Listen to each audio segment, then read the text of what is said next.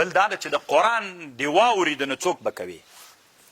څنګه د کار خو به دې هغه نه یو څه وخت کار ورکوي طالبانو بله خبر دا ده استماع د قرآن کله چې قرآن واورېده سجده تلاوت در باندې سجده تلاوت چې واورېده په تا باندې څوک یو استماع ده یو سماع ده طالبانو استماع او سماع فرق خو به کولی شي استماع قصدن اورېدل سماع د تا مقصد د اورېدلو نه صحیح ده دې ته څه وایي نو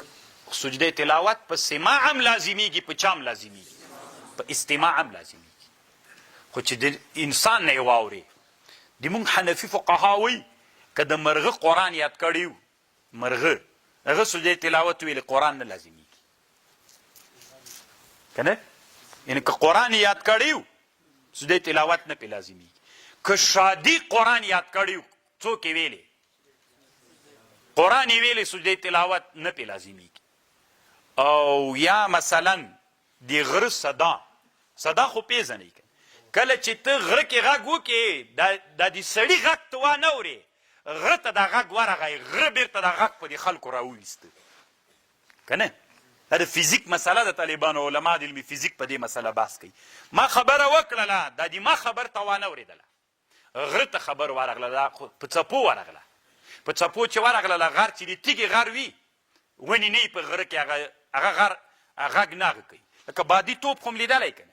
چې په فرش یې ولې ټوپکه نه وهي خو چې په چا یې ولې تاسې که فکر وکړئ خپلو کوټو کې کله کله چې دا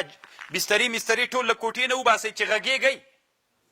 صدا کوي ولې ځکه دا غږ چې هلته په دیوال ولګېږي بیا ځي و راځي رسي لګېږي و رالګېږي ځکه اندازه کوي خو چې کله فرش ته وار کړه چې دا وغږېدې غږ لاړ سي طالبانو پښت په هغه کې ونیښلي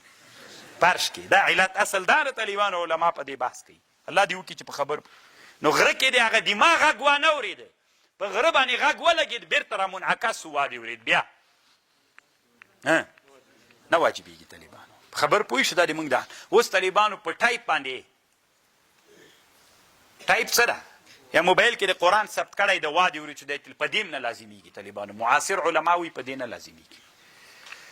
رادیو ټایپ موبایل په دې نه لازمیږي یوه خبر ده که رادیو ته ډایرکټ قاري ناست یا تلویزیون ته ډایرکټ قاري ناست بیا سجده تلاوت لازمیږي که نه لازمیږي په دې کې د علماو اختلاف بعضې علما وایي دا صدا ده بعضې علما وایي نه ډایرکټ څپه ده نو احتیاط په دې باندې معاصر فقها وایي چې څوک سجده تلاوت خو چې ډایرکټ قاري او که رادیو ته یې څوک ایښی پیته ایښې وه طالبانو بیا هم نه لازمیږي او بل افضل دا د طالبانو چې د ختم په ورځ باندې باید سړی څوک وکړي روزه ونیسي کومه ورځ باندې چې تا قرآن ختموه هغه د هغه تراویح ختم نه درته ښیم طالبانو مطلق قرآن دی چې کومه ورځ باندې ختموه ته باید څوک وکړي مستحب دا ده چې ته څوک وکړي روزه ونیسي چې دا د صحابهونه